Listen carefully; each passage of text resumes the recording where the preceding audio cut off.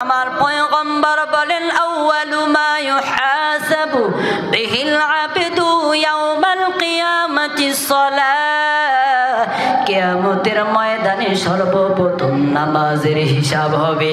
তোমাকে আল্লাহ রাসূল সর্বপ্রথম নামাজের কথা বলেছে গো মা। ওই অন্ধকার কবরে যদি যাও, তোমার কত ভরি স্বর্ণ ছিল, রূপা ছিল, তোমার বাবার কত সম্পদ ছিল, বাবার কত গাড়ি বাড়ি ছিল, স্বামীর কত সম্পদ গাড়ি বাড়ি ছিল রে মা। দুনিয়ার কোনো হিসাব আমার কাছ থেকে তোমার কাছ থেকে নিবেন না। তোমার কাছ থেকে সর্বপ্রথম হিসাব নেওয়া হবে নামাজের। এই জন্য বলবো মা, নামাজ যদি সুন্দর করে কবরে যাইতে পারো, তোমার জন্য আমার আল্লাহর জান্নাত, শুধু জান্নাত নয়, জান্নাত নয়, আমার আল্লাহ সুসংবাদ দিয়ে বলে যারা আমাকে বলা হয়েছে সংগঠনের ব্যাপারে কিছু বলতে এবং মা বোনদের বিষয়ে কিছু বলতে। আমাদের চলতে ফিরতে হাটে বাজারে সব জায়গায় একটা জিনিসের প্রয়োজন হয়, সেই জিনিসটার নাম কি? কথা বলেন না কেন? আমাদের হাট বাজারে সব জায়গায় সব কিছুর মধ্যে একজনের প্রয়োজন হয়, সেটা হচ্ছে নারী। কি বলেন? কথা বলেন না কেন? প্রয়োজন হয় কি হয় না?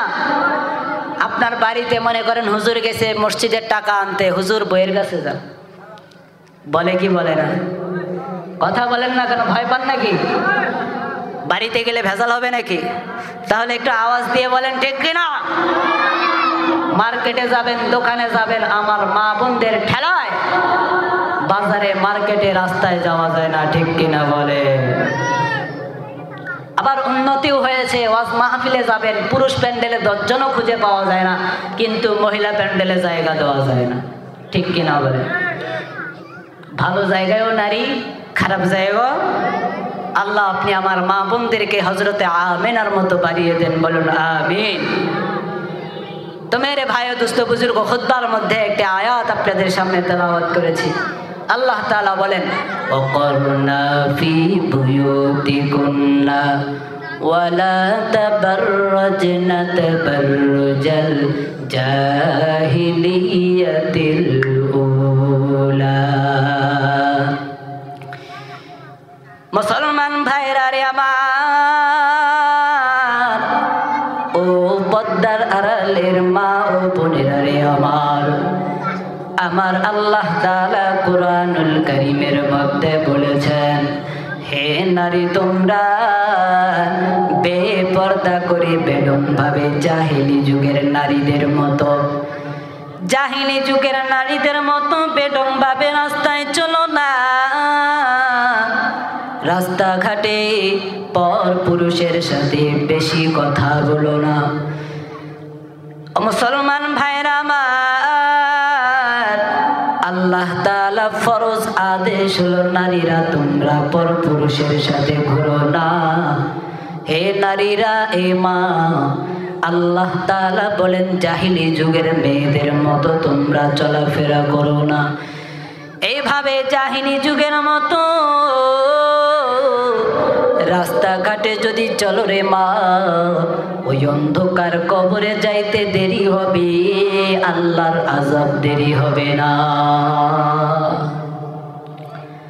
মুসলমান ভাইরা আমার, পদ্মার আড়ালের বোন, সময় খুব সংক্ষেপে মা, সংক্ষেপে আপনাদেরকে কয়েকটা কথা বলে যাব রে মা। ও পদ্মার আড়ালের মা, আল্লাহর রাসূল বলেন মা ও বোন, তোমাকে বেশি আমল করতে হবে না, বেশি বেশি চাষতের নামাজ, তাহাজ্জুদের নামাজ, ইশরাকের নামাজ, আওয়াবিনের নামাজ, বেশি বেশি কোরআন তেলাওয়াত করতে হবে না।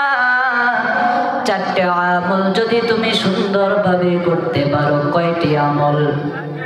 একটু আওয়াজ দিয়ে বলেন না, কয়টি আমল? যাদের মা বোন আসছে তারা তো শুনবেনই, যাদের আসে নাই তারা নিজেদের মা বোনদেরকে বলে দেব যে চারটে আমল যদি করতে পারো আল্লাহ তাআলা তোমার জন্য সুসংবাদ রেখেছেন। কি সুসংবাদ?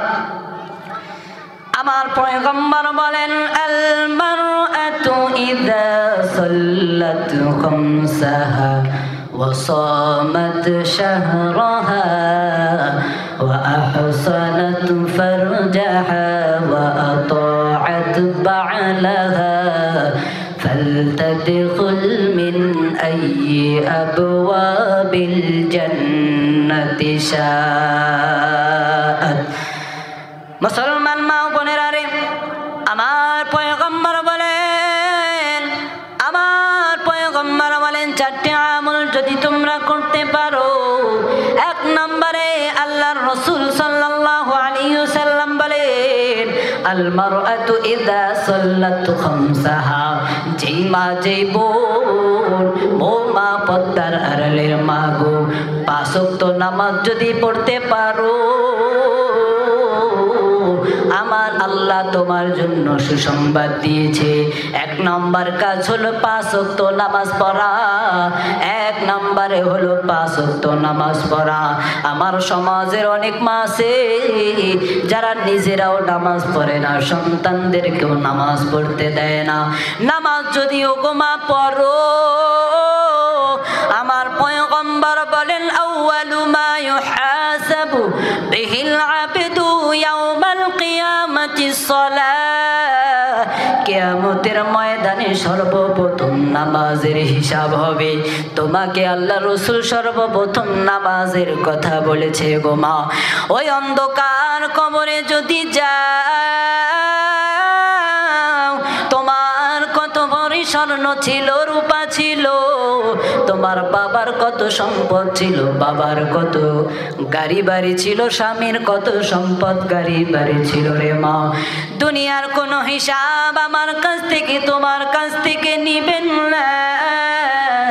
তোমার কাছ থেকে সর্বপ্রথম হিসাব নেওয়া হবে নামাজের। এই জন্য বলবো মা, নামাজ যদি সুন্দর করে কবরে যাইতে পারো, তোমার জন্য আমার আল্লাহর জান্নাত, শুধু জান্নাত নয়, জান্নাত নয়, আমার আল্লাহ সুসংবাদ দিয়ে বলে, যারা 5 ওয়াক্ত নামাজ পড়বে, আমার মাদের মধ্যে যারা 5 ওয়াক্ত নামাজ বাড়িতে বসে আদায় করবি, আমার আল্লাহ তাকে একটা পুরস্কার দান করবে। সেই পুরস্কার হলো আমার আল্লাহ তাআলা তাকে জান্নাত দান করবেন। শুধু জান্নাত নয়, আমার আল্লাহ তাআলা ওই মা বোনদের জন্য জান্নাতের 8টা দরজা খুলে দিবে। সুবহানাল্লাহ।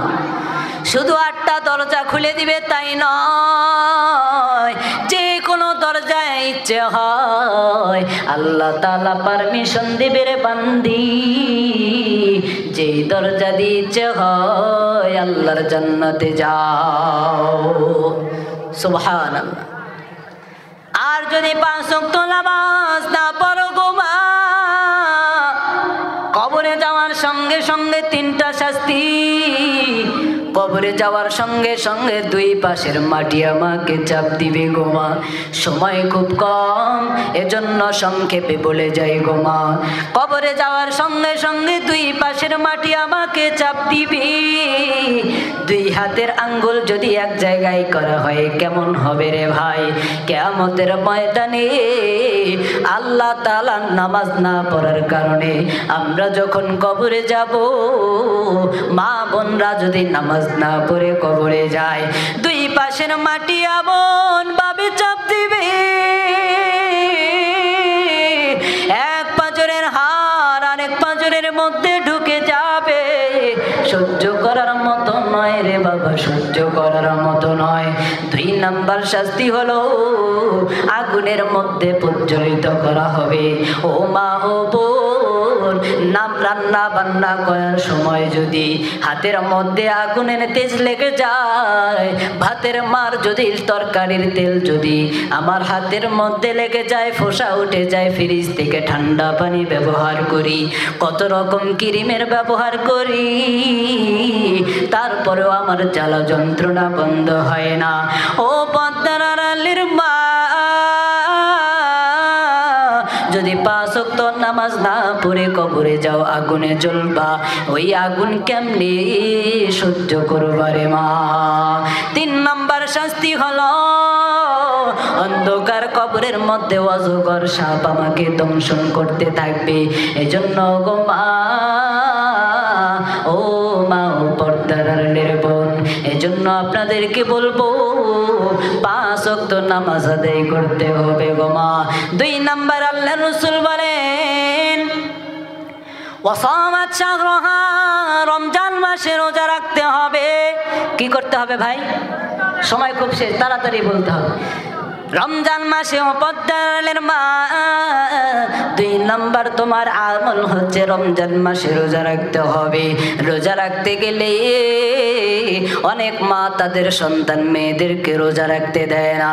অনেক মা তাদের সন্তানদেরকে রোজা রাখলে বলে চেহারা নষ্ট হয়ে যাবে, পড়ালেখার ক্ষতি হয়ে যাবে। এই মেয়েটাই কিয়ামতের ময়দানে নামাজ রোজা করতে যদি না দেন, দিন ইসলাম যদি না শেখান, কিয়ামতের ময়দানে ওরাই আমার বুকে পাড়া দিয়ে জাহান্নামে যাবে। এজন্য পদ্মার আড়ালের মা, আপনার সন্তানকে আপনি রোজা রাখতে শেখাবেন গো মা। 3 নাম্বার আমল আল্লাহ রাসূল বলেন স্বামীর খেদমত করতে হবে। ঠিক কিনা বলেন? স্বামীর খেদমত তো মহিলারা এখন করে না, বরং করায়। যাই হোক, অনেক কথা ছিল, বলতে পারলাম না। মা বোনদের বিষয়ে অনেক কথা লিখে নিয়ে আসছিলাম, মুখস্থ করে নিয়ে আসছিলাম, বলার সময় হলো না। এজন্য 3 নাম্বার আমল হলো মা, স্বামীর খেদমত করতে হবে। স্বামীর সাথে কখনো খারাপ আচরণ করা যাবে না। 4 নাম্বার আমল হচ্ছে ও পদ্মার আড়ালের মা, 4 নাম্বার আমল হচ্ছে গো মা, নিজের লজ্জা স্থান হেফাজত করতে হবে, পর্দার সাথে চলতে হবে, পরপুরুষের সাথে কথা বলা যাবে না। স্বামী বাড়িতে নাই, বিদেশে চলে গেছে, ঢাকায় চলে গেছে, অন্য পরপুরুষের সাথে মোবাইল টেলিফোনে দেখা সাক্ষাৎ কথা বলা যাবে না, হারাম। এই 4টে আমল যদি করো গো মা, 1 নম্বরে নামাজ পড়তে হবে, 2 নম্বরে রোজা রাখতে হবে, 3 নম্বরে স্বামীর খেদমত করতে হবে, 4 নম্বরে খাস পর্দা করতে হবে।